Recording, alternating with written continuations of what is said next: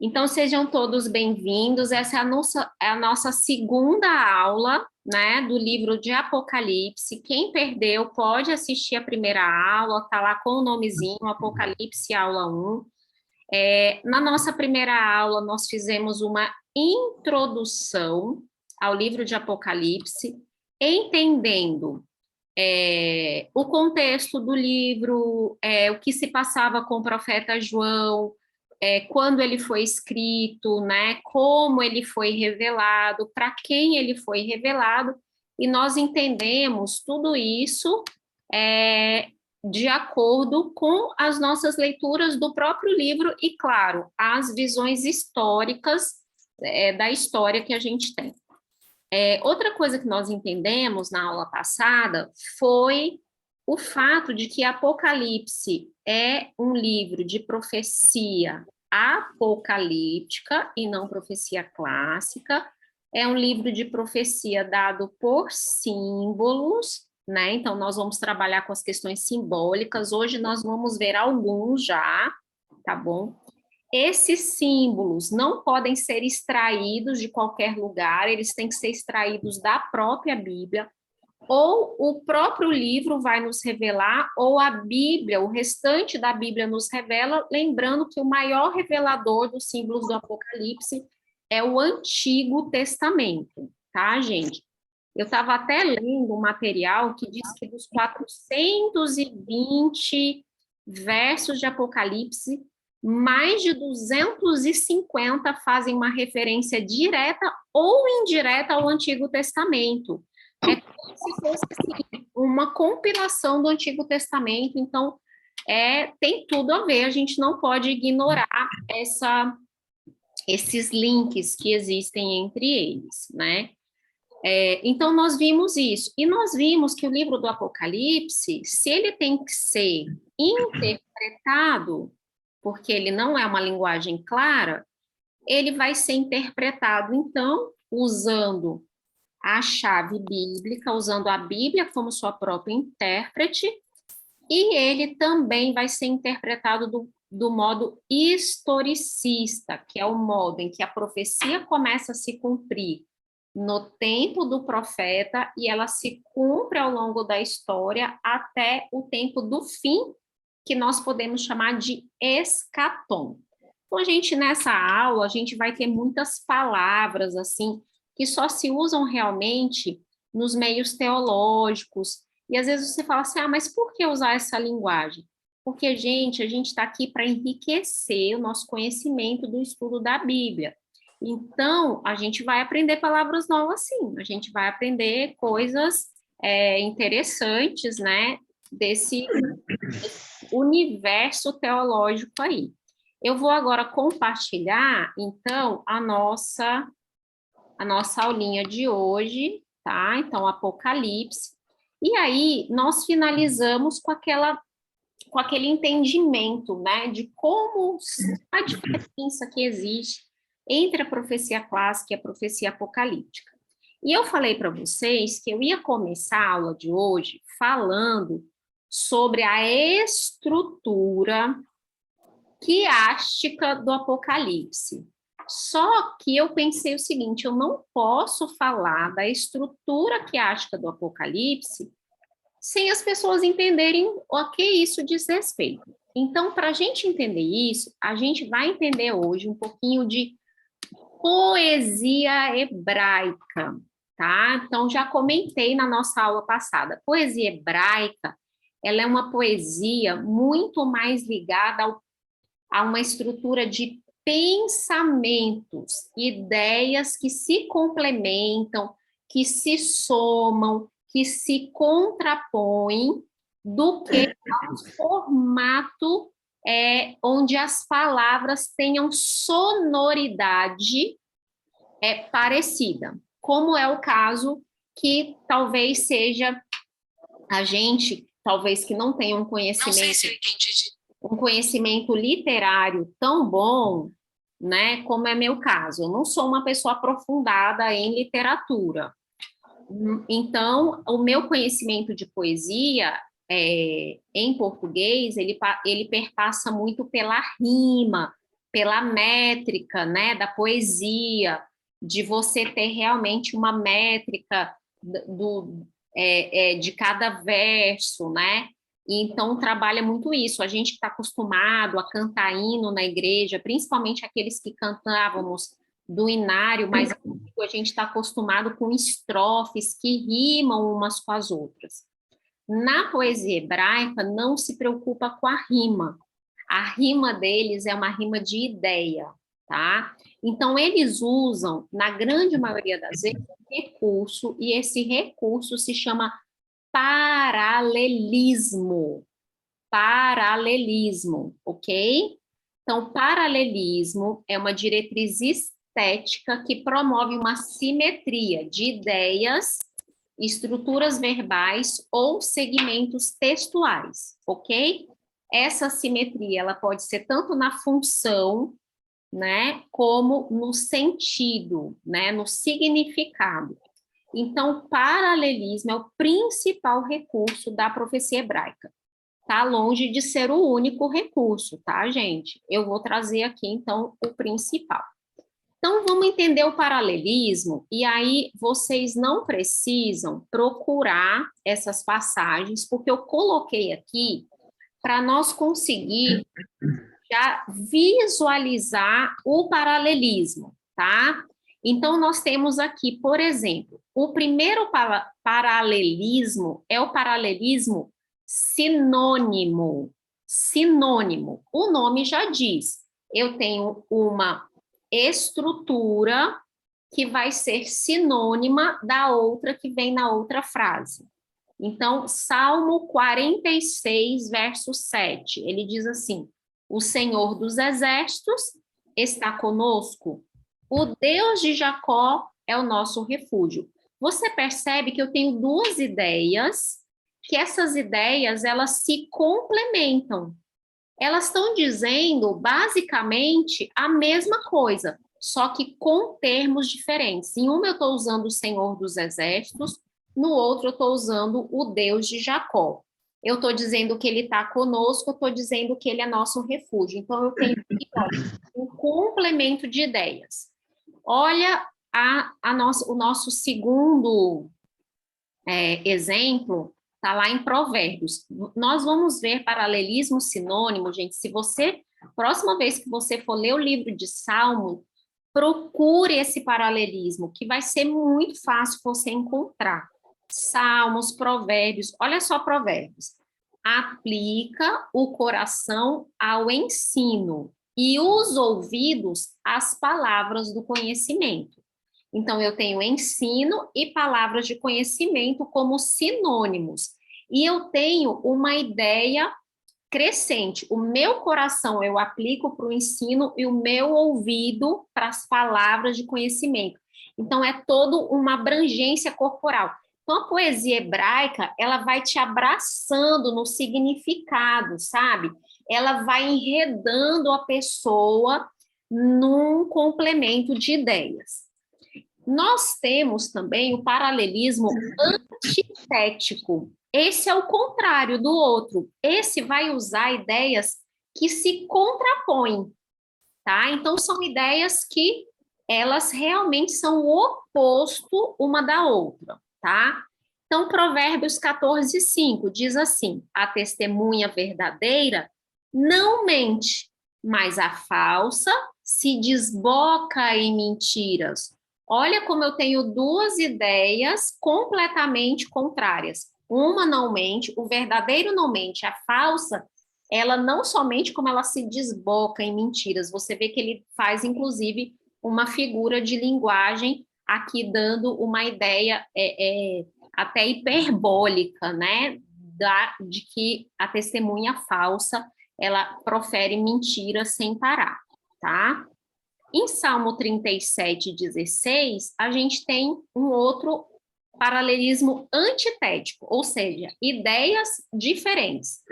Mas vale um pouco do justo do que a abundância de muitos ímpios, ok? Talvez se a gente for ler o Salmo inteiro, 37, ele vai explicar para a gente por que o pouco do justo é melhor do que a abundância do ímpio, e ele vai contrapondo essas ideias. Então, paralelismo sinônimo, paralelismo antitético. A gente tem também o paralelismo sintético. Paralelismo sintético eu até escrevi aqui, porque ele não é tão óbvio. As linhas subsequentes acrescentam informação à primeira linha. Salmo 1, olha só, bem-aventurado o homem que. Aí olha só como ele vai acrescentar informação.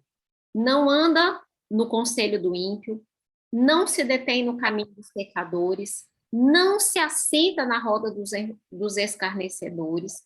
Antes o seu prazer está na lei do Senhor e na sua lei medita de dia e de noite. Você percebe que ele vai te acrescentando informações.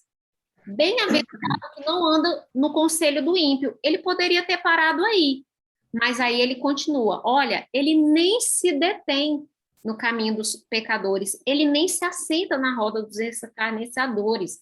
E ele poderia ter parado por aí de novo, só que aí ele fala, ao invés de fazer tudo isso, o prazer dele está na lei do Senhor. Aí ele ainda acrescenta a ideia, e na lei ele medita de dia e de noite. Você percebe que são informações que vão crescendo, como se você estivesse dando as características de um lugar onde você foi e você estivesse acrescentando informações. Você está dando o endereço, aí você fala, olha, depois ali do DB, da Paraíba, na segunda rua à direita, você vai virar. Aí você fala assim, então, na segunda rua à direita, aí você tem uma farmácia na esquina, tem um posto, você vai acrescentando informações. Esse é o paralelismo sintético. O paralelismo ascendente, para mim, o Salmo 150 é o exemplo mais lindinho, assim, que eu gosto sempre, e é um exemplo que eu sempre me lembro, tá? Do paralelismo ascendente. Ele começa assim, olha, o que é o paralelismo ascendente? Ele vai numa crescente de ideias até chegar ao clímax. O final é o clímax. Ele ascende como se ele estivesse numa escada, ok? Então, olha só. Louvai a Deus no seu santuário, louvai-o no firmamento, obra do poder. Aqui você já tem ascendência, porque Davi fala assim, ó, louvai a Deus no seu santuário. Santuário é um lugar físico na terra. Só que aí ele fala, louvai-o no firmamento. Onde é que está o firmamento, gente? Em cima de todas as nossas cabeças na terra. Você vê que aqui eu já tenho uma ascendência. Então, ele faz uma ascendência tanto no salmo inteiro, como ele faz uma ascendência na frase. Olha a segunda frase, louvai-o pelos seus poderosos feitos, ou seja, louvai-o pelo que ele fez, e louvai-o consoante a sua muita grandeza. Você louva pelo que ele é. Aqui também, eu louvo pelo que ele fez, eu louvo pelo que ele é. Eu tenho uma crescente. Na terceira frase, a gente tem uma crescente de instrumentos. Olha só, louvai ao som de trombeta, louvai-o com saltério e com harpa, louvai-o com adufes e danças. Aqui são, né, já não é um instrumento, mas aqui ele já entra com instrumento de novo, olha. Louvai-o com corda, instrumentos de corda e flautas, louvai-o com símbolos sonoros e com símbolos retumbantes. Então ele vai crescendo. Você louva com saltério, com harpa, com adufes, com dança, e ele vai crescendo. E aí ele termina no clímax dizendo: todo ser que respira, desculpa, louve ao Senhor. Então, uma ascendência até chegar ao clímax, que não importa como você vai fazer, se você respira, você deve louvar ao Senhor, tá?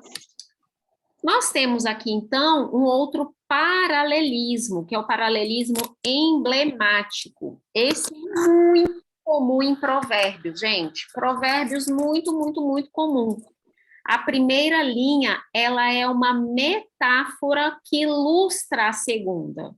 Então, olha só, esse aqui é engraçado. Como joia de ouro em focinho de porco, assim é a mulher formosa que não tem discrição. Então, o que é essa joia de ouro? Uma coisa extremamente valiosa, mas ela está no focinho de um porco que está lá rastejando na lama. E a mulher formosa deveria ser uma coisa extremamente valiosa, mas ela não tem discrição, né? Aqui é a falta da modéstia, do pudor, ok?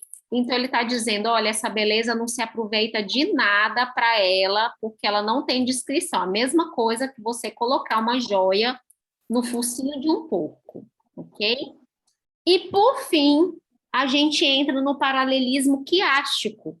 O paralelismo quiástico, gente, ele é o seguinte, as linhas diametralmente opostas, elas se relacionam em ideias e às vezes esse paralelismo tem um centro, tá?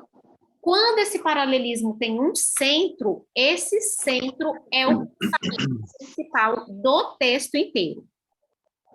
Eu posso ter quiasma piquititinho, igual no Salmo 27. Eu posso ter quiasma num livro de prosa, como a gente vai ver daqui a pouco, e eu posso ter quiasma num livro de poesia clássica, que eu vou mostrar, e a gente pode ter quiasma num livro de poesia apocalíptica, como é o livro de Apocalipse. Tanto o livro de Daniel quanto o livro de Apocalipse foram escritos em formato de quiasma, tá, gente?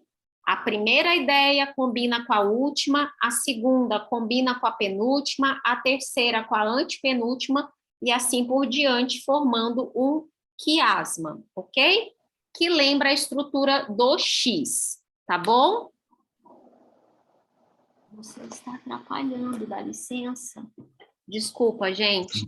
É o seguinte, o Adriano está dormindo, então eu não posso deixar ele com o Adriano. Eu tentei deixar ele no outro cômodo e ele estava miando muito alto, então ele ia atrapalhar a aula do mesmo jeito, tá? Mas então agora a gente tem aí, de vez em quando a gente vai ter esse companheiro, que é o Tomás. É só um cafunézinho aí para relaxar. É só um cafuné, um cafunézinho, ele dá uma de cabeleireiro. Vamos ver então o quiasma. Ah, eu não vi aqui o quiasma no Salmo, né, gente? Salmo 27, 14. Então, olha só. A primeira linha combina com a última e a segunda combina com a penúltima. Espera pelo Senhor, tem bom ânimo e fortifique-se o teu coração. Espera, pois, pelo Senhor. Uma coisa interessante do quiasma é que você pode ler o A com o A, depois o B com o B, e você não vai perder a ideia. Espera pelo Senhor, espera, pois, pelo Senhor, tem bom ânimo e fortifique-se o teu coração. Tá vendo como as ideias, e aqui você percebe que eu posso fazer uma repetição de palavras, tá? E eu posso fazer só uma repetição de ideia, ter bom ânimo, fortificar o coração. Vamos ver aqui outro exemplo de quiasma, tá? Sumaia diz que tem 3 gatos. Eu estou tentando, gente, convencer o Adriano de que se a gente tiver mais um, vai ser mais fácil cuidar. Porque quando eles são 2 ou 3, eles se fazem companhia.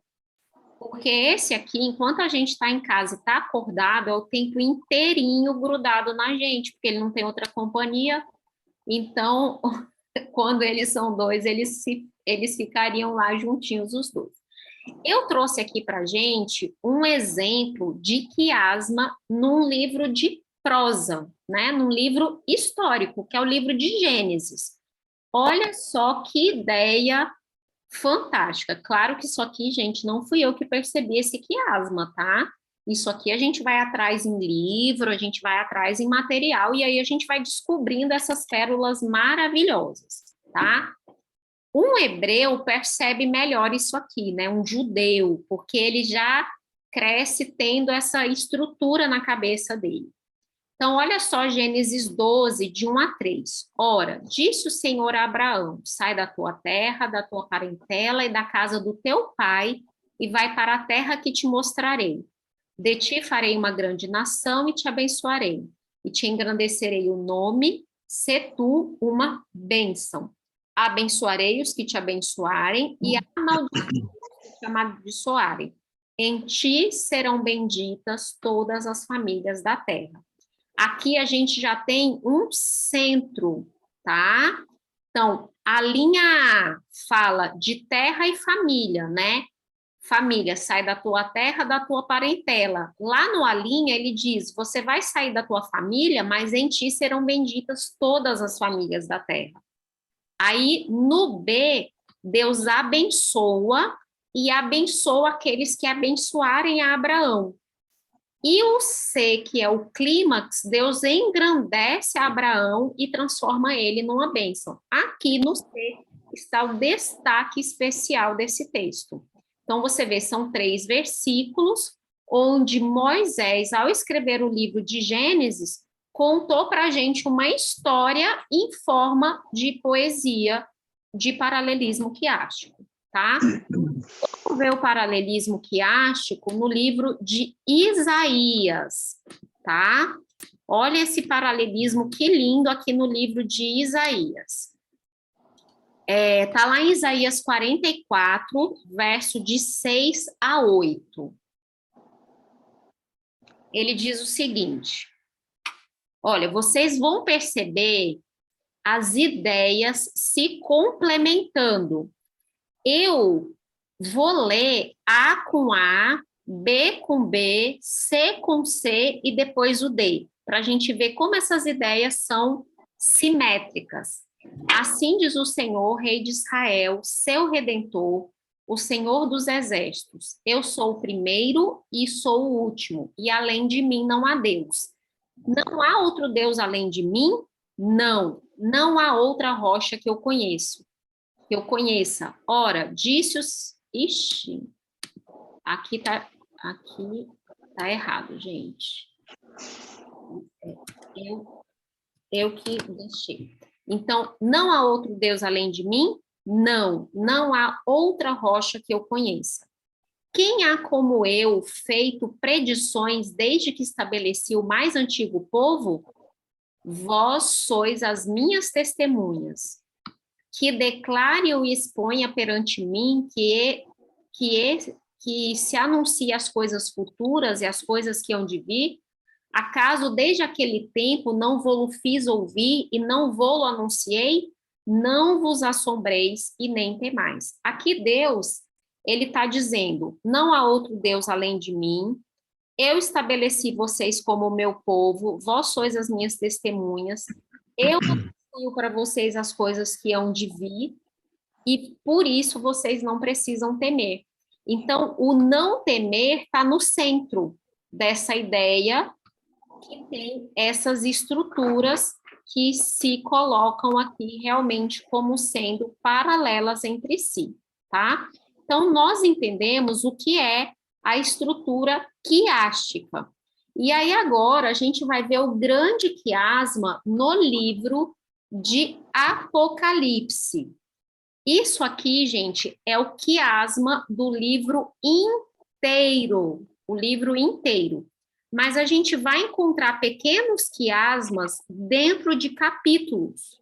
A gente vai encontrar isso, tá? Então, eu tenho o prólogo combinando com o epílogo, eu tenho as promessas ao vencedor combinando com o cumprimento das promessas ao vencedor, eu tenho a obra de Deus para a salvação da humanidade, combinando com a obra de Deus para a salvação da humanidade se completando no tempo do fim. Eu tenho João sendo chamado... eu tenho a ira de Deus mesclada com misericórdia. Aqui são as 7 trombetas, tá, gente? As 7 trombetas. Eu tenho a ira final de Deus sem mescla de misericórdia, aqui são as 7 pragas. Eu tenho João sendo chamado a profetizar, e eu tenho a igreja proclamando o evangelho, e no centro de tudo nós temos Apocalipse de 11 a 13, 18, que mostra o grande conflito entre Cristo e Satanás. Então, nós temos ideias, se vocês lerem, vocês vão ver que são coisas que se complementam perfeitamente. E eu trouxe aqui, esse aqui é o quiasma mais detalhado. Eu tinha um que era um resumo desse, porque existem outros. Talvez você encontre outro autor falando de Apocalipse e que mostre essa estrutura só com 4 coisas só. A, B, C, o D no centro e depois a linha, B, linha, C, linha, tá? Esse aqui, esse quiasma, é de um autor chamado Ranko Stefanovic. O Ranko Stefanovic, se não me engano, ele é um iugoslávio naturalizado americano que é professor de teologia na Universidade de Andrews, tá? Nos Estados Unidos, ok? Ele tem hoje o livro, dentro da Igreja Adventista, o livro mais famoso de estudo do Apocalipse, tá? O livro dele se chama A Revelação de Jesus Cristo. Ele ainda não existe em português, ele tem inglês e espanhol, tá bom? Mas então esse quiasma foi retirado de lá, tá? Não é produção própria, ok? E eu retirei de lá também esse exemplo aqui, do paralelo entre o prólogo do livro e o epílogo. As frases que se repetem ipsilítere, gente. Então, aquilo que a gente leu, né, na aula passada, o capítulo 1, para mostrar aos seus servos, lá em Apocalipse 22 se repete, as coisas que em breve vão acontecer, Jesus enviando o seu anjo, lá no Apocalipse 22 mostra de novo, bem-aventurado que guarda, em Apocalipse 27 também tem, as palavras da profecia se repete, o tempo está próximo, as 7 igrejas e o alfa e o ômega. Então, quando um hebreu, quando um judeu lê essa literatura, quando alguém que estudou hebraico, aramaico, grego, lê essa literatura, ele consegue perceber isso de maneira muito clara. Primeiro que ele está lendo um texto que não é formado por capítulos, né? Ele está lendo um texto que é uma carta contínua. E, de repente, ele começa a ver as estruturas que ele viu no início da carta, ele começa a ver essas estruturas se repetindo no final da carta, tá, gente? Então, aqui, a gente entender que o Apocalipse, ele foi escrito de forma poética, que é uma coisa que, para nós, leitores ocidentais, é muito difícil de ver. A gente não consegue perceber isso se a gente não foi ensinado que isso existe, tá? E vamos começar Apocalipse 1, ok?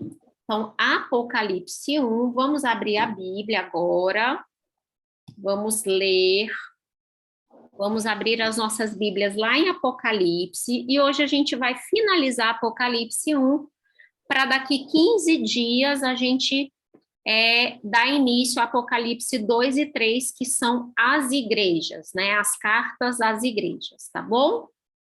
Então, Apocalipse 1, do 1 ao 3. Alguém poderia ler para a gente Apocalipse 1, do 1 até o 3? Eu leio. O Tá. meu está na ARA, tradução ARA. Isso, Almeida Revista e Atualizada. Ok. Perfeito? Perfeito. Bom, capítulo 1, de 1 ao 3. Revelação de Jesus Cristo, que Deus lhe deu para mostrar aos seus servos as coisas que em breve devem acontecer, e que ele, enviando por intermédio do seu anjo, notificou ao seu servo João, o qual atestou a palavra de Deus e o testemunho de Jesus Cristo, quanto a tudo o que viu. Bem-aventurados aqueles que leem e aqueles que ouvem as palavras da profecia e guardam as coisas nelas escritas, pois o tempo está próximo. Obrigada. Então, aqui, olha, primeiro que a gente precisa entender é o seguinte, o Apocalipse 1, gente, ele é um prólogo que ele abre as profecias e ele tem um tom extremamente positivo, tá? Ele mostra um Jesus glorificado, um Jesus que é o conquistador, ele nos ama, ele nos salvou e ele vai voltar para estabelecer o seu reino. Então, lá em Apocalipse 1, no verso 7, a gente já tem, por exemplo, o tema central do livro, que vai ser o retorno de Jesus, entendeu? Então, é Jesus e o seu retorno. No verso 3, eu chamo a atenção para a bênção que existe para aqueles que estudam o livro de Apocalipse. Essa bênção diz o seguinte: bem-aventurados aqueles que leem, aqueles que ouvem e aqueles que guardam. Leem, ouvem e guardam. Ou seja, bem-aventurado aquele que estuda o Apocalipse. A palavra aqui para bem-aventurado é o grego makairos, que é o mesmo makairos de Mateus 5, as bem-aventuranças de Jesus. Esse bem-aventurado aqui, gente, o makairos, ele não é assim, porque às vezes a gente vai encontrar tradução traduzidos assim, felizes. Esse felizes aqui, gente, é um felizes que é um gozo extremamente profundo de uma pessoa que esperou por muito tempo a salvação em Cristo e já está agora experimentando a salvação. Então, esse aqui, gente, é a alegria de quem já se sente salvo em Cristo Jesus. Então, esse Macairo aqui é de uma pessoa profundamente feliz, não porque ela não tenha problemas, não porque ela não tenha dificuldade, não porque ela não esteja nesse mundo passando perrengue. É uma pessoa feliz porque ela sabe, ela tem certeza da sua salvação em Cristo. Um tempo atrás, eu vi um comentário do Vanderlei Dornelles sobre o livro de Apocalipse, um comentário introdutório sobre o livro de Apocalipse. E ele dizia o seguinte, que se você não tem certeza da sua salvação, você não deveria estudar o Apocalipse. Porque o Apocalipse, ele não é um livro para você conhecer o futuro, ele não é um livro para poder atender às suas expectativas de revelação das coisas que vão acontecer. Ele é um livro para aqueles que têm certeza que estão salvos, que já entenderam que Cristo morreu por eles, aceitaram a Cristo como Salvador e que agora eles querem saber qual é o seu lugar na missão. Então, o que eu tenho que fazer na missão para eu poder realmente experimentar essa salvação e ver Jesus voltando. Então, é muito interessante esse ponto de vista, porque, infelizmente, o livro de Apocalipse, ele é visto como algo tenebroso, ou então algo que eu tenha que explicar para a pessoa, convencer a pessoa de que eu estou certa, para convencer de tudo que vai acontecer. E, na verdade, o objetivo do livro é revelar aquele Jesus que nos ama e que vai voltar para nos buscar, né? Lá em Apocalipse 1... Tava barato. Eu só ver... Tudo na geladeira, né? Isso aqui não. Fazendo brilho. Aqui. Se quiserem falar, não tem problema, é só ativar o microfone, mas aí se o microfone estiver só captando o barulho do ambiente, aí a gente tira, porque senão atrapalha, tá bom? Então, vamos lá. Apocalipse 1, verso 4. Apocalipse 1, verso 4 diz assim, olha, João, às 7 igrejas que se encontram na Ásia, graça e paz a vós outros, da parte daquele que é, que era e que há de vir, e da parte dos 7 espíritos que se acham diante do trono. Na aula passada, alguém já lendo esse versículo me perguntou que 7 espíritos são esses. Então, vamos lá para o nosso primeiro simbolismo do livro de Apocalipse, tá? Então, 7 espíritos aqui, esse 7, ele não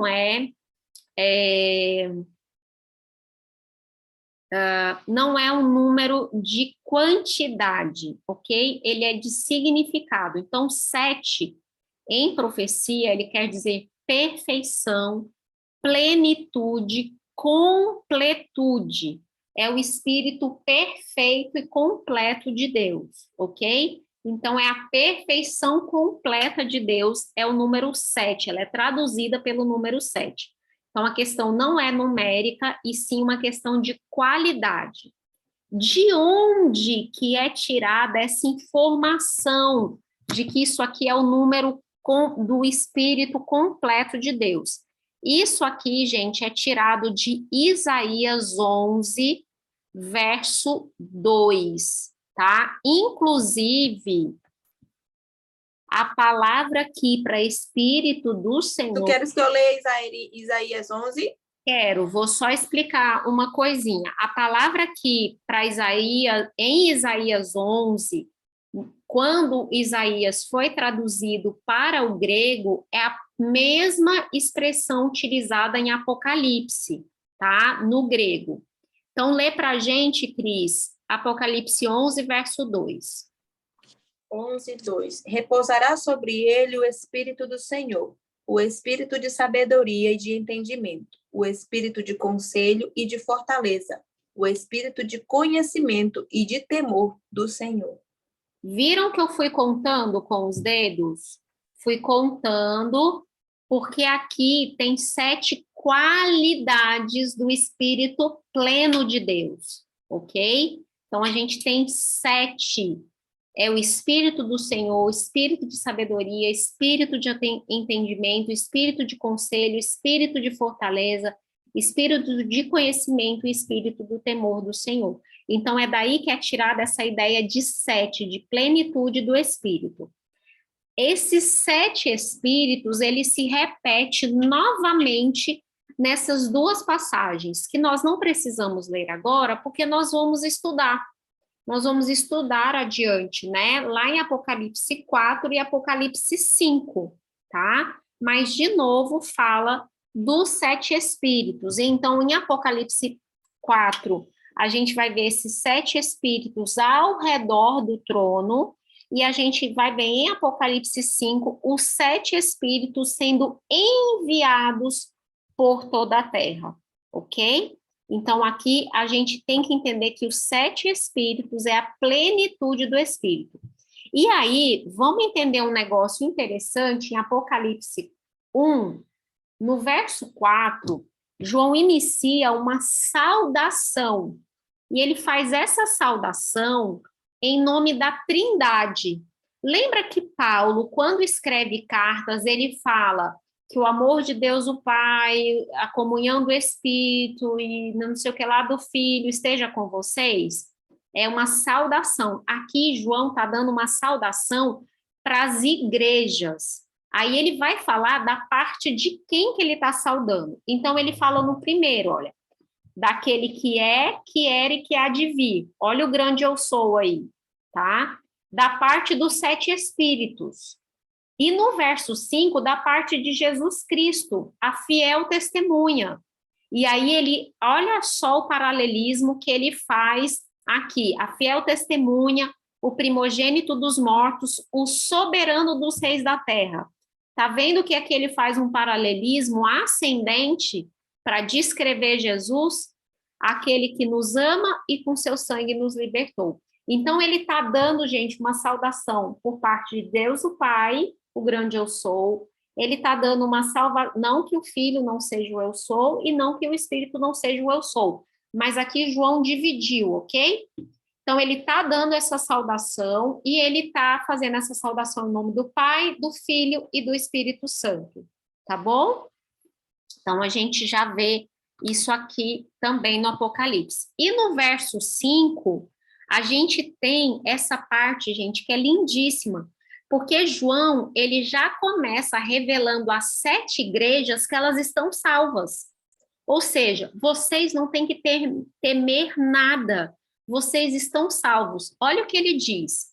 Da parte de Jesus Cristo, a fiel testemunha, o primogênito dos mortos, o soberano dos reis da terra, aquele que nos ama e pelo seu sangue nos libertou dos nossos pecados. E aqui tem uma coisa muito linda quando a gente estuda o verbo utilizado no grego. O verbo utilizado no grego, esse nos ama, é um particípio presente. Isso dá uma ideia de continuidade, de infindável.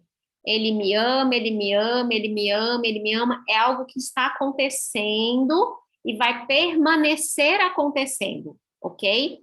Só que na segunda frase, ele diz, ele nos libertou dos nossos pecados. E aqui ele usa um outro tempo verbal, aqui ele usa o passado.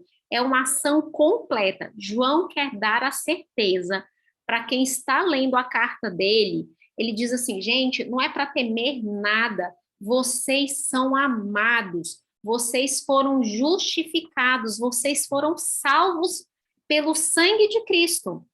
Então, você vê que o Apocalipse, logo no início, na sua saudação, ele já se apresenta para nós como um livro que precisa ser estudado à luz da salvação.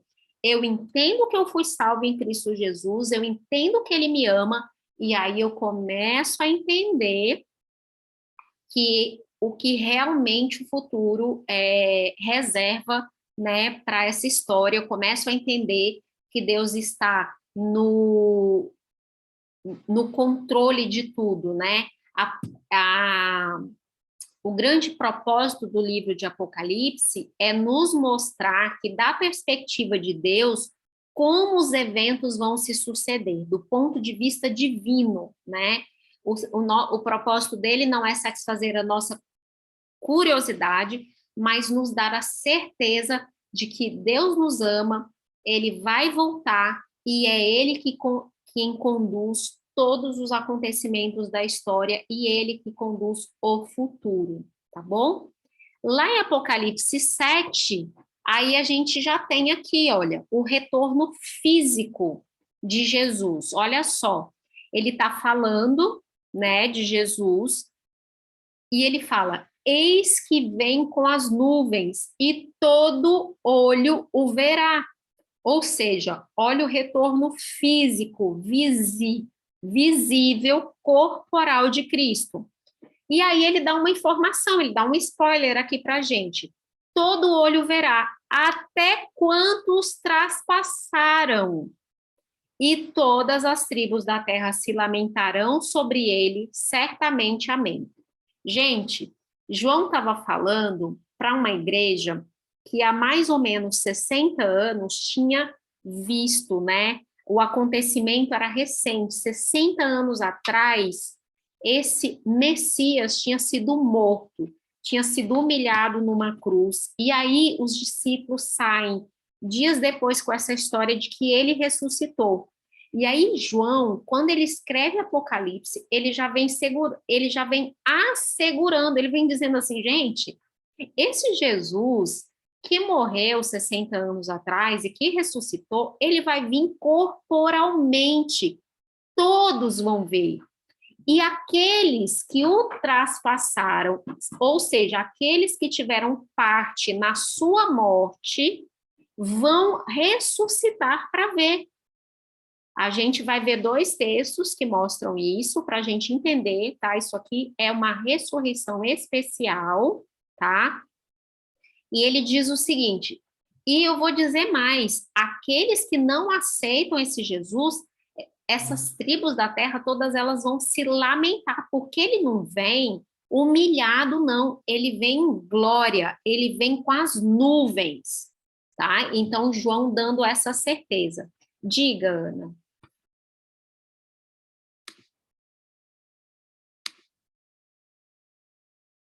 Teu microfone. Isso. Você acabou de completar, né? Porque como você falou que ele vinha em forma corpórea, né? Que ele vinha humanamente, mas também ele vem, né, com a sua divindade, não é? Não vai ser como ele veio, aquele ser humano frágil, né? Vamos dizer assim, fraco, não é? Com as necessidades que nós temos daqui desse mundo, mas agora ele vem divino, não é? Com a sua soberania, e isso é maravilhoso, e E aproveitando aqui, o Tic e o Teco estão fumaçando aqui na minha cabeça. Eu vou ter que assistir essa aula umas 3 vezes, porque é muito enriquecedor, muito mesmo, maravilhoso. Bom, mas, gente, olha, eu vou falar uma coisa para vocês. Vocês não imaginam quantas classes de Apocalipse eu já assisti. Muitas. Quantos livros de Apocalipse eu tenho? Vários e vários e vários. Então, não é do dia para a noite, né, que a gente entende Apocalipse, não é da primeira vez que a gente entende Apocalipse, que fica super claro e que a gente, né, vai passeando pelos versos como se fosse algo super comum, entendeu? É realmente depois, e quantas mais vezes a gente assiste, e até pessoas diferentes ensinando, melhor, tá? Diga, Antenor. É só para identificar esse retorno, né? A gente chama de o corpo glorificado de Cristo, né? É aquele corpo que ele não veio sobre a terra, sobre o humano, né? Ele vai vir agora glorificado, né? E assim a gente só vai poder também vê-lo e estar com ele também no dia que a gente estiver glorificado. Então, é a última fase, né? Justificação, santificação e glorificação. É isso aí. A Cris está pedindo para eu mandar uma lista de livros. Eu vou organizar os livros que eu tenho sobre o assunto, tá? E vou falar e vou passar para vocês. Sem sombra de dúvida, o melhor de todos, gente, disparado, é o livro do Ranko Stefanovic. Ele é um livro de mais ou menos umas 700 páginas, tá? Esse livro é o livro do doutorado dele. E para vocês terem ideia, tem um versículo do livro inteiro que ele passou 1 ano e 9 meses, só um versículo, para vocês terem ideia. Então, tipo assim, como que a gente não vai aprender, né, com um homem desse? Eu tenho ele, comprei pelo Kindle em espanhol, né? Tinha inglês e espanhol, e eu leio mais rápido espanhol. Embora eu leia inglês, eu leio mais rápido espanhol. Então, acabei comprando em espanhol para ficar mais fluido a leitura para mim, tá? Vou mandar depois as fotos dos livrinhos lá no grupo, tá? Vou mandar sim, pode deixar. Então, vamos lá. E aí, vamos abrir um parênteses aqui para falar de ressurreição especial. Paulo conta para a gente, lá em Tessalonicenses, que quando Jesus voltar, soada a trombeta e a voz do arcanjo, os mortos em Cristo ressuscitarão, e eles serão trasladados para o céu, assim como nós, os vivos, que teremos o nosso corpo transformado para subirmos juntos. Então, Paulo está falando de ressurreição. Quem está vindo agora da classe 2 estudou sobre isso, a volta de Jesus, né? Estudou sobre primeira e segunda ressurreição direitinho. Só que na Bíblia existe, no livro de Daniel e no livro de Apocalipse, um adendo que se chama ressurreição especial.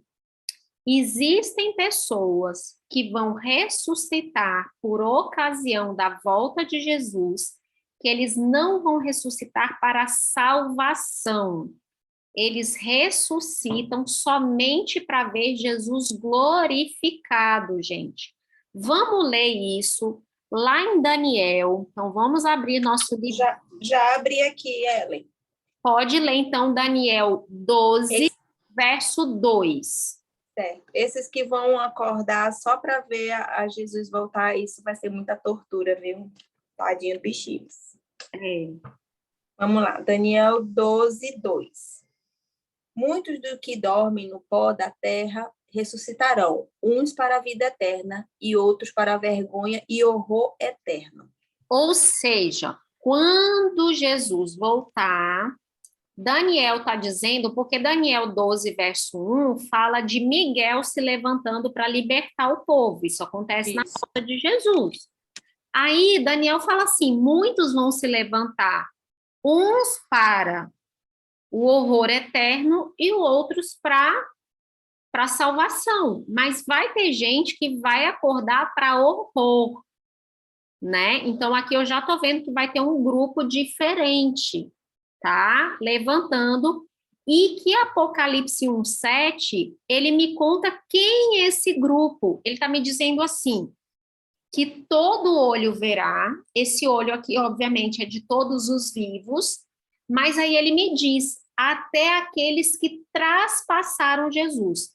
Gente, aqueles que traspassaram Jesus são aqueles que tomaram parte ativa na morte de Jesus. Diga, Ana.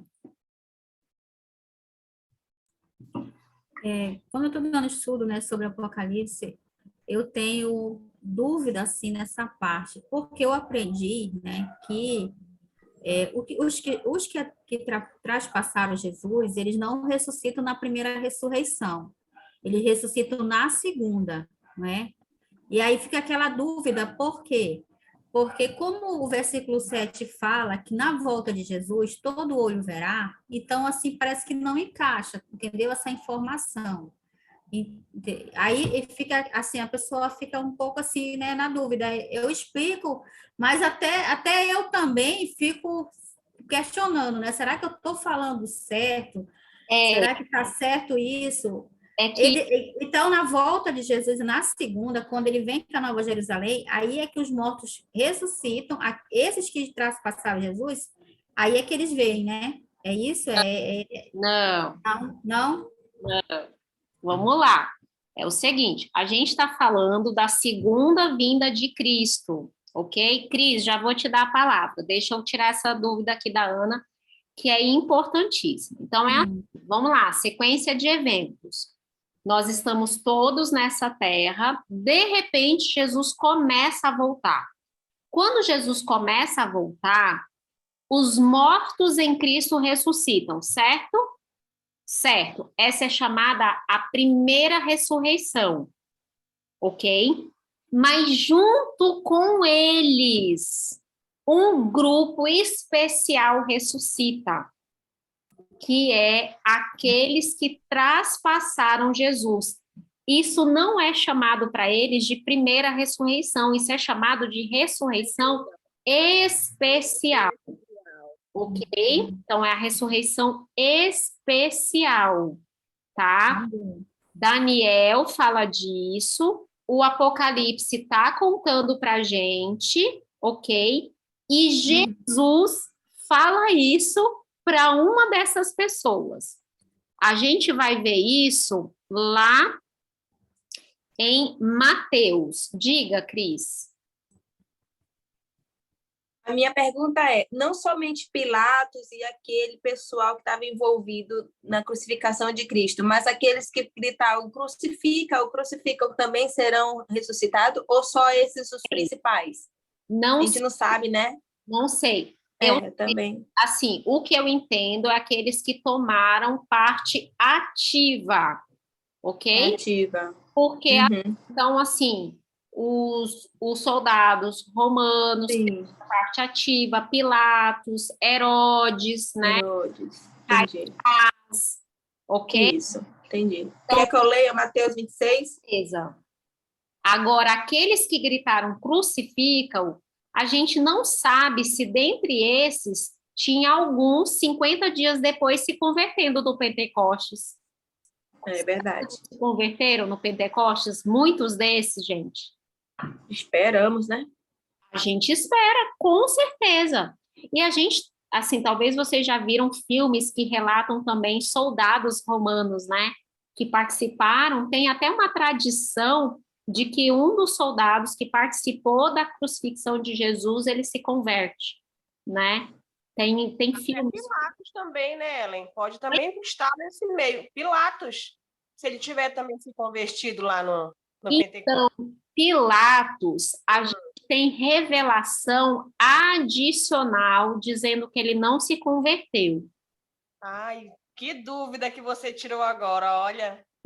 Mas a revelação aí é o seguinte, então vamos entender. A revelação de que Pilatos não se converteu, ela é uma revelação que ela não é bíblica, mas como adventistas a gente entende que ela é uma revelação profética, porque é uma revelação de Ellen White. Então ela diz que Pilatos, ele morreu em tormento por ter participado, mas um tormento igual de Judas, sabe? Não é Sim. tormento de arrependimento, não. É aquele tormento, ele realmente, assim, e diz que o Espírito Santo lutou muito com ele a ponto de mandar a esposa dele, né, falar com ele. Ela recebeu o sonho, ela foi atormentada, e ele teve uma chance imensa de se salvar e de não fazer parte desse conluio para matar Jesus, e ele não aproveitou a oportunidade. Sim, sim.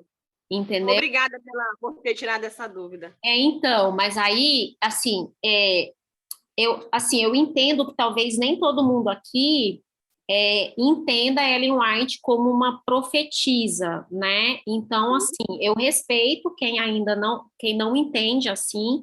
Eu aceito Ellen White como sendo uma profetisa realmente de Deus e ela tendo tido revelação realmente, tá? Então, eu entendo o que ela fala como realmente sendo uma revelação de Deus. Então, Ellen White fala que ele vai fazer parte dessa ressurreição aqui, tá? Vamos só ler, tem 3 participações. E aqui, deixa eu só ler para vocês o que Jesus falou para o sumo sacerdote, né? Olha, lá quando ele estava no julgamento, no Sinédrio, gente, Mateus 26, verso 64. Vamos ler o 63, vamos ver o que o sumo sacerdote falou para ele. Jesus, porém, guardou silêncio, e o sumo sacerdote, que aqui era Caifás, tá, gente? Disse o seguinte: eu te conjuro pelo Deus vivo que nos diga se tu és o Cristo, o Filho de Deus. Aí Jesus respondeu: tu o dissestes. Entretanto, eu vos declaro que desde agora vereis o Filho do Homem assentado à direita do Todo-Poderoso e vindo sobre as nuvens do céu. O próprio Jesus disse para Caifás, que ele vai ver. Então, aqui, a gente já entende isso aqui como fazendo um paralelo com Apocalipse 1, verso 7. A Cris vai falar, depois a Ana, e eu não sei o nome do senhor, porque está Robson. Não, Ellen, já falei. Vou abaixar aqui a mão. Então tá. Ana, diga. A respeito, né, que nós estamos falando do Pôncio Pilatos, né? Eu vejo assim, né? Se isso não fosse ele, Jesus teria que morrer de alguma forma, né?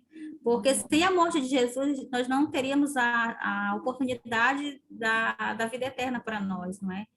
Então, de alguma forma, a humanidade, alguém teria que se envolver, né, nessa tragédia, não é? Infelizmente. Mas não precisava ser ele como pessoa. É isso que a gente tem que entender, que não existe predestinação, né? Pilatos, ele se envolveu tomando uma série de decisões que culminaram nele simplesmente lavar as mãos diante daquilo. E ele lavou as mãos como se isso fosse assim, nossa, como ele é benevolente. Olha, vocês que estão pedindo, eu lavo minhas mãos, porque se fosse por mim, eu soltava. Porque, gente, a verdade é a seguinte, Pilatos, se ele tivesse falado, olha, eu não vou tomar parte nisso, ele é inocente, eu solto. Os líderes judeus teriam dado um jeito de provocar a morte de Jesus, de alguma maneira ia acontecer, entendeu? Então, não precisava ser ele, né? Diga, Robson. Não, dentro dessa linha que eu ia fazer esse questionamento, mas eu entendo agora que realmente não ele poderia ter evitado, mesmo que isso tivesse que acontecer, que como aconteceu iria acontecer, né? Até porque tinha que acontecer, né? É o que a Bíblia nos ensina, a palavra nos ensina. Tem essa questão de lavar as mãos, né? Isso acontece até hoje, né? A gente vê presente no nosso cotidiano, no nosso dia a dia, as pessoas têm a responsabilidade, mas lavam as mãos achando que, né, quando poderiam ajudar ou tomar uma atitude que mudasse, e até que ajudasse, né? Interessante. Olha, muito bem lembrado, Robson. Lembrei de um versículo de Tiago. Tiago diz assim: aquele que sabe que deve fazer o bem e não faz, já está pecando. Ou seja, se eu vejo uma coisa que eu posso intervir, mas eu digo assim, não é bem comigo, e a pessoa aí sai, né, lavando as mãos, a pessoa sai pela tangente, Deus considera isso, né, uma omissão mesmo e um pecado. Então, vamos passar aqui para nossa... A gente já está quase terminando, gente. Nós vamos agora ler uma parte bem grande. Quem pode ler para a gente? Apocalipse 1, a gente vai ler do 9 até o 20, e aí a gente vai depois falar sobre isso. Quem pode ler? Eu posso ler. Pode ler então, Ana. Do 9 até o 20. Eu, João, irmão vosso e companheiro na tribulação, no reino e na perseverança em Jesus, achei-me na ilha chamada Patmos, por causa da palavra de Deus e do testemunho de Jesus. Achei-me em espírito no dia do Senhor e ouvi, por detrás de mim, grande voz como de trombeta, dizendo: o que vês, escreve em livro e manda às 7 igrejas: Efésio, Esmirna, Pérgamo, Tiatira, Sardes, Filadélfia e Laodiceia. Voltei-me para ver quem falava comigo, e voltando vi 7 candeeiros de ouro. E no meio dos candeeiros um semelhante a filho de homem, com vestes talares e cingido, à altura do peito com uma cinta de ouro. A sua cabeça e cabelos eram brancos como a alva lã, como neve, os olhos como chama de fogo, os pés semelhantes ao bronze polido, como que refinado numa fornalha. A voz como voz de muitas águas. Tinha na mão direita 7 estrelas, e da boca saía-lhe uma afiada espada de 2 gumes. O seu rosto brilhava como o sol na sua força. Quando o vi, caí a seus pés como morto. Porém, ele pôs sobre mim a mão direita, dizendo: não temas, eu sou o primeiro e o último. E aquele que vive, estive morto, mas eis que estou vivo pelos séculos dos séculos, e tenho as chaves da morte e do inferno. Escreve, pois, as coisas que viste, e as que são, e as que hão de acontecer depois destas. Quanto ao mistério das 7 estrelas que vistes na minha mão direita, e aos 7 candeeiros de ouro, as 7 estrelas são os anjos das 7 igrejas, e os 7 candeeiros são as 7 igrejas. Então, aqui, gente, o anjo já termina dizendo para Jesus, desculpa, o anjo não, Jesus já termina dizendo para a gente o que são as 7 estrelas. Esse anjos aqui, gente, é ângelos, que é mensageiros, tá? Então, são os mensageiros das igrejas, e os 7 candeeiros, ou seja, esses candelabros, são as 7 igrejas, e Jesus está passeando no meio delas. O Apocalipse, todo ele, nós vamos ver cenas que introduzem revelações. Essa é a primeira cena introdutória do Apocalipse. João é chamado para ver uma cena, e essa cena introduz uma revelação. Nessa primeira cena, João ouve uma voz, né, como de muitas águas. Quando ele olha para ver quem fala com ele vê a visão do homem vestido de linho, do homem glorificado, do Jesus glorificado, com vestes talares, que são essas vestes que vão até o pé, tá, gente? Com vestes compridas, que eram as vestes sacerdotais, e um cinto de ouro na altura do peito, ok? E aí ele começa a descrever para a gente. A outra coisa super interessante do Apocalipse é que todas as cenas introdutórias, elas se passam num ambiente do santuário. Vamos pensar do santuário aqui na Terra, né? Quem já estudou, quem já viu, o santuário aqui na Terra, onde ficava o candelabro, aquele candelabro de 7 pontas. Ficava no lugar santo. no lugar santo, exatamente. Então, aqui, João, ele é introduzido ao lugar santo do santuário. E a gente vai ver, sempre que a gente tiver uma cena dessa, eu vou chamar a atenção de vocês para isso. Então, essa cena introdutória, ela introduz a pessoa de Jesus, e a pessoa de Jesus está no lugar santo do santuário, ok? Ele está vestido de sacerdote, ele está glorificado, ele está vestido de sacerdote. E aí nós vimos que a descrição dele é um negócio fantástico, né? Então, ele tem brilho, né? Várias coisas aí acontecendo, os pés de bronze polido, e isso aqui é uma descrição extremamente parecida, praticamente igual, com a descrição da visão de Daniel. Então, a gente vai abrir lá em Daniel 10, e eu vou ler para vocês Daniel 10, do 5 até o 12.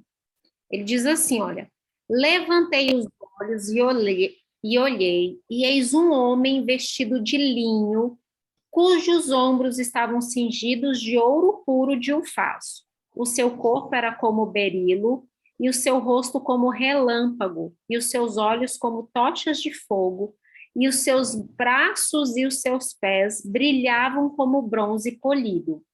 A voz das suas palavras era como o estrondo de muita gente. Só eu, Daniel, tive aquela visão. Os homens que estavam comigo nada viram. Não obstante, caiu sobre eles grande temor e eles fugiram e se esconderam. Fiquei, pois, eu só e contemplei essa visão, e não restou força em mim. O meu rosto mudou de cor e se desfigurou, e eu não retive força alguma. Contudo, ouvi a voz das suas palavras, e ouvindo-a, caí sem sentidos com o rosto em terra.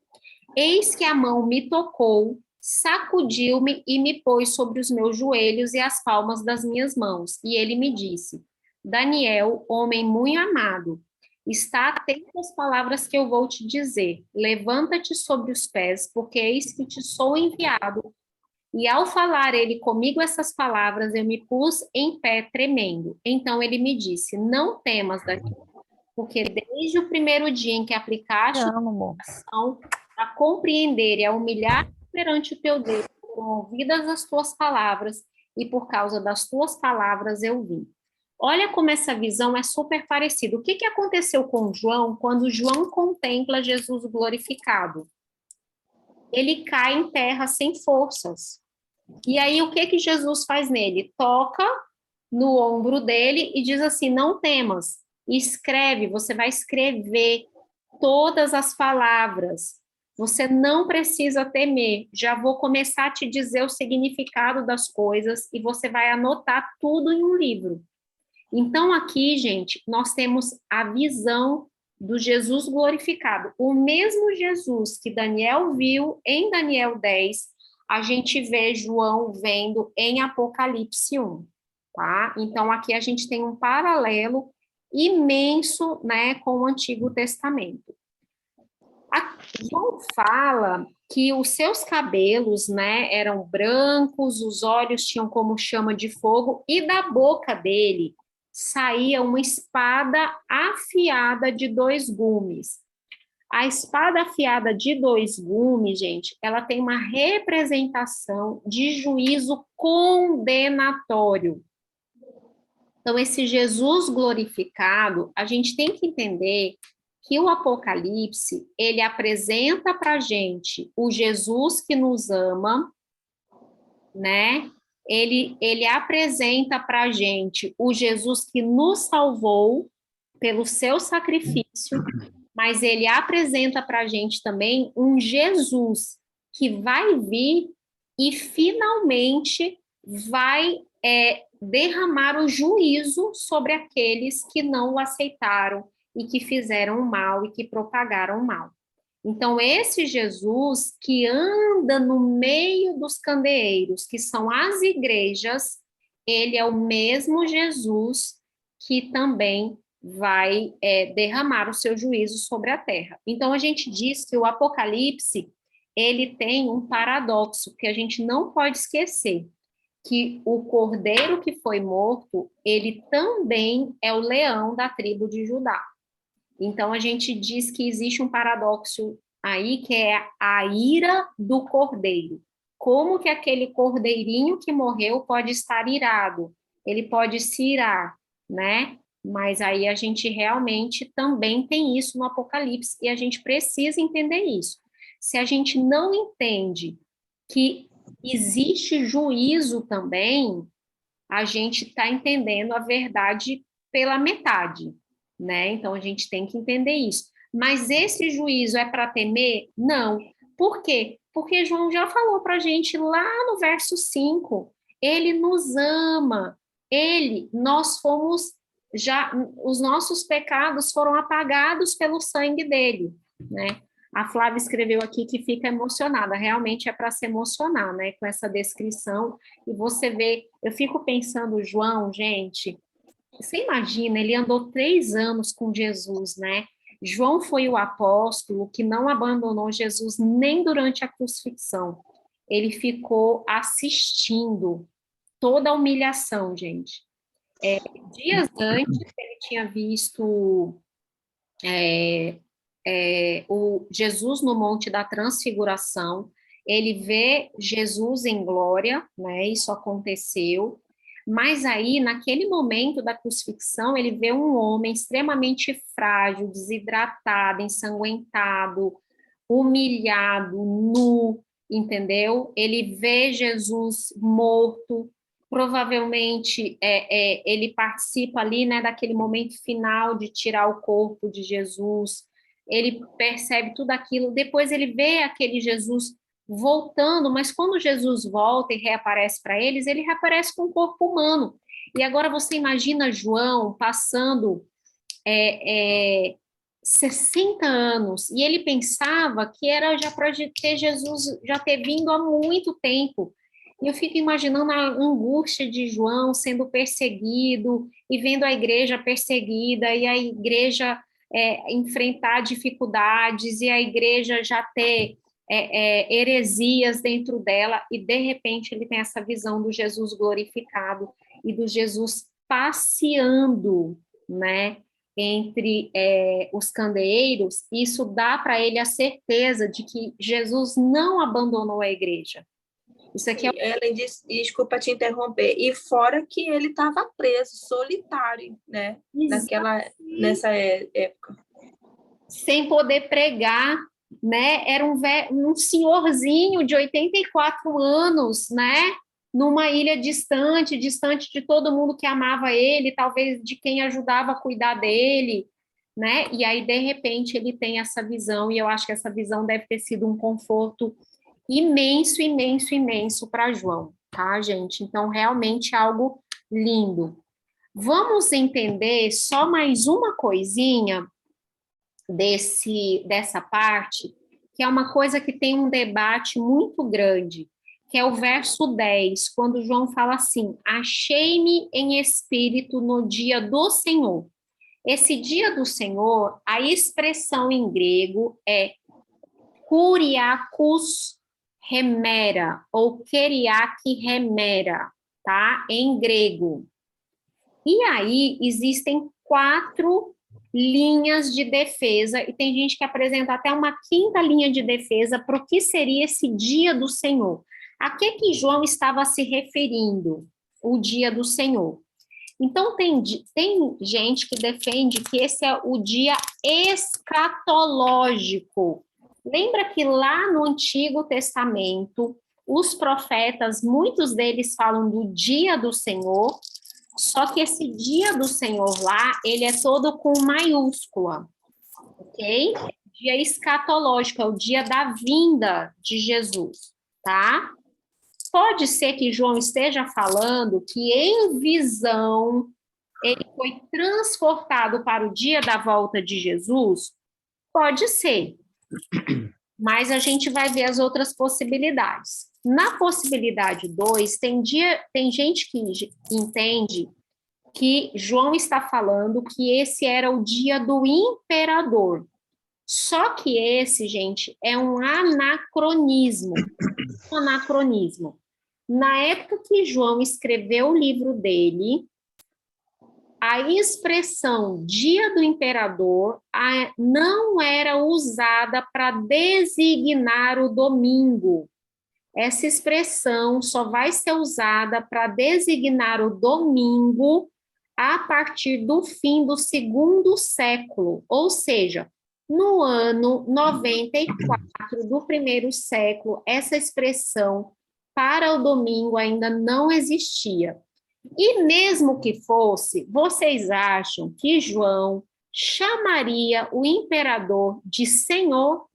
Eu acredito que não, né? Porque ele estava preso justamente porque ele tinha se recusado a prestar culto a Domiciano, né? Outra coisa, o Antenor colocou aqui, né? Cerca de 65 anos após a morte de Jesus, João ainda estava identificando o sábado como o dia do Senhor. Muito, muito importante, Antenor, seu comentário. Então, a gente tem aqui, olha, outras pessoas defendem que esse dia do Senhor fosse o domingo, né? Porque eles dizem assim, não, os cristãos transformaram o domingo no dia do Senhor, porque Jesus ressuscitou no domingo. Só que isso também é um anacronismo, ou seja, eu estou colocando alguma coisa que não pertence àquele tempo, porque nessa época, gente, nenhum cristão chamava o domingo de dia do Senhor. Só os pagãos reverenciavam esse dia e eles chamavam esse dia de dia do sol. Sunday, ok? Dia do sol, tá bom? Então, a quarta possibilidade é que esse fosse realmente o sábado, o dia do Senhor. E eu queria que alguém lesse Isaías 58:13. Isaías 58:13. Eu leio, eu estou aqui já. Tá, pode ler. Só um minutinho.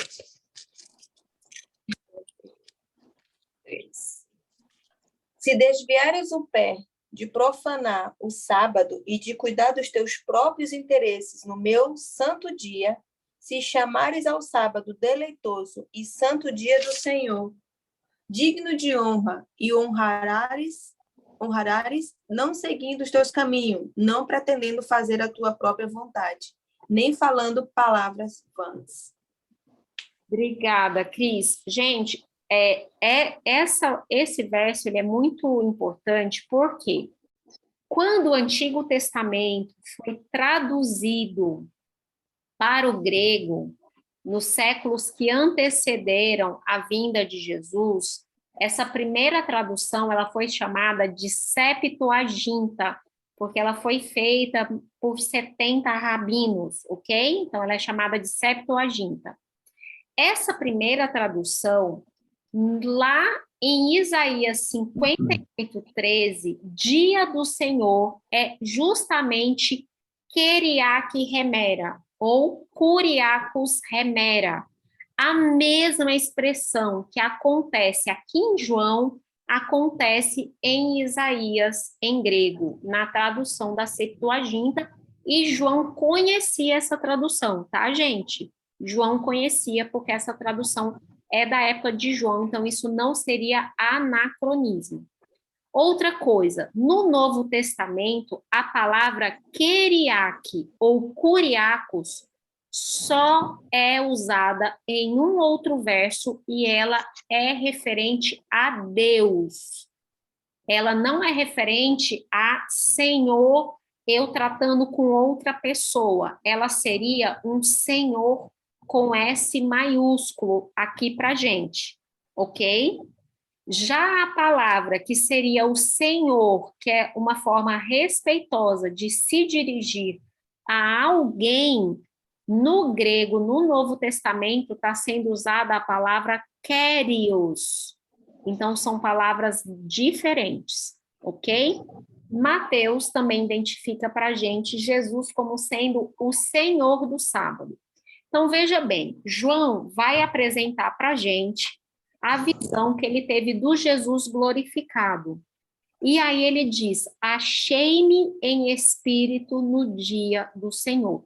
Então, nós entendemos que a linha mais provável aqui de pensamento é que João está contando para a gente que ele teve essa visão num sábado, ok? Então, ela teve essa visão no sábado, porque, do ponto de vista do profeta João, seria o único dia que ele identificaria como sendo o dia do Senhor. Ele não identificaria outro dia como sendo o dia do Senhor. Então, é aquilo como o próprio Antenor falou, 65 anos, mais ou menos, depois de Jesus ter, né, ter sido morto, ressuscitado, João identificava esse dia ainda como sendo o dia do Senhor. Diga, Robson. Só para acrescentar, era um dia santo, né? É um dia considerado santo, já era considerado santo, né? Um dia que foi colocado para que fosse respeitado, né? Então, acho que ele, por ser esse dia, é mais provável que realmente tenha sido no sábado do Senhor. Eu vejo, gente, isso como um presente para João, né? Você imagina João passando um sábado sozinho, sem ter ninguém para adorar, ele que tinha uma comunidade lá em Éfeso e que agora ele estava distante dessa comunidade.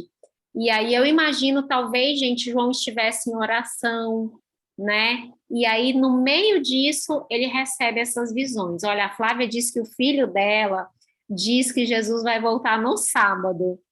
Olha, interessante, né? Seria um presente para a gente, sem sombra de dúvida.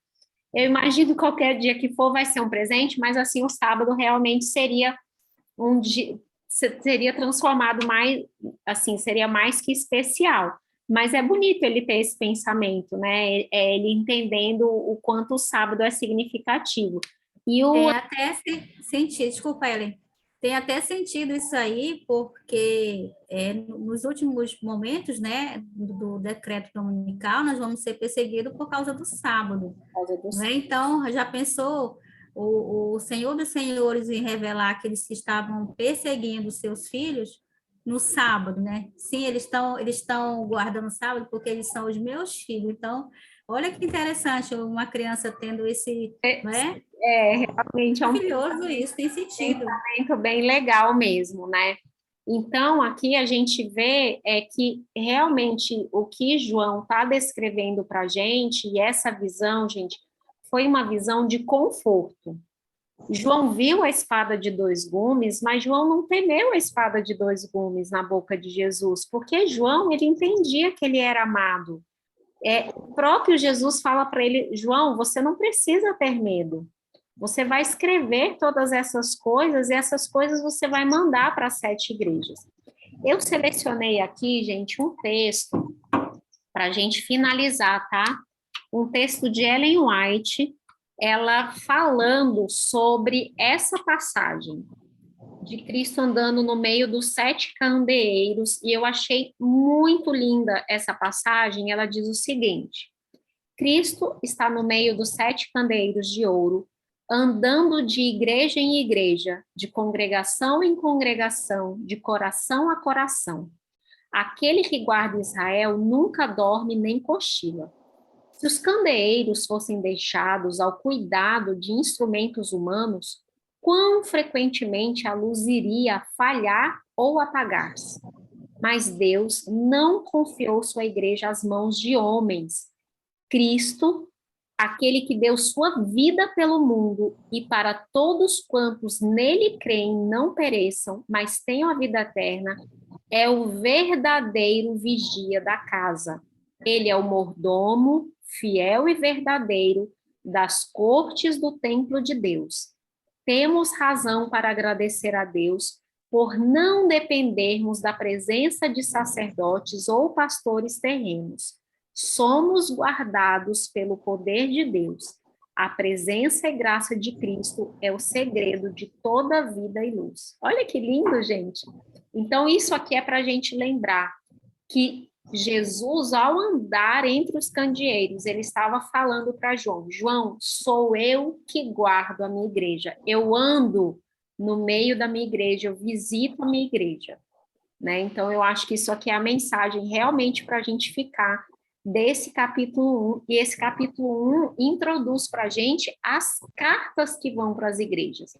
E aí a gente vai ver, a partir da nossa aula, essas cartas, né, como elas mostram realmente que Jesus conhecia cada igreja daquela, cada particularidade. Então, a gente vai ver isso, tá bom? Nós vamos fazer oração. Depois da oração, vocês não saiam, que aí a gente tem um aviso, tá bom?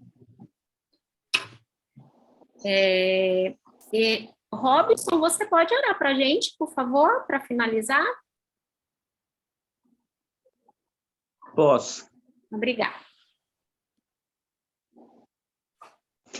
Poderoso e bondoso e honroso Deus, nós agradecemos por esses momentos aqui contigo, aprendendo mais e mais sobre a tua valorosa palavra, que representa nosso agradecimento pela salvação, pelo teu sacrifício e pela nossa vida. Te agradecemos pela nossa irmã que nos trouxe essas informações valiosas da Bíblia. Agradecemos por todos os participantes e que essa semana que se inicia seja uma semana proveitosa para todos nós e até a próxima aula, se tu assim permitires. Em nome de Jesus, teu filho amado. Amém. Amém. Amém. Gente, muito obrigada. Deixa eu finalizar aqui nossa gravação. Tchau para vocês que estão só assistindo no YouTube.